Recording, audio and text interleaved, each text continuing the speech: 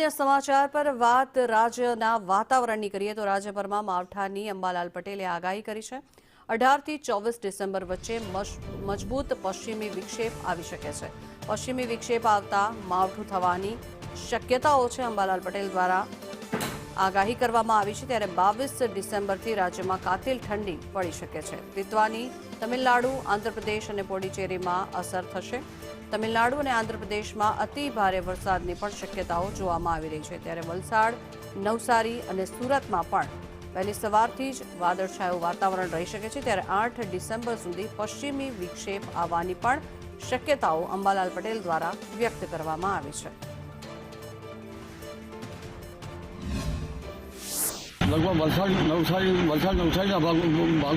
वलसाडના ભાગોમાં વાદળવાયુ આવી શકે તેમજ નવસારી સુરતના ભાગમાં પણ વાદળવાયુ આવવાની શક્યતા રહેશે। ભરૂચના ભાગમાં પણ વાદળવાયુ આવવાની શક્યતા રહેશે। ગુજરાતના કેટલાક ભાગમાં ખાસ કરીને છાંટા પડવાની શક્યતા રહેશે। ખાસ કરીને ઉત્તર ગુજરાતના ભાગોમાં છાંટા પડવાની શક્યતા રહી શકે અને રાજ્યના અન્ય ભાગોમાં છાંટા પડવાની શક્યતા રહી શકે અને 20મી ડિસેમ્બરે દેશના ઉત્તરીય પર્વતીય પ્રદેશોમાં ભારે વરસાદ થવાની શક્યતા રહેતા 22 ડિસેમ્બર આસપાસ કાતિલ ઠંડીને વેગ મળે। તારીખ 18 થી 24 ડિસેમ્બરના અંત સુધી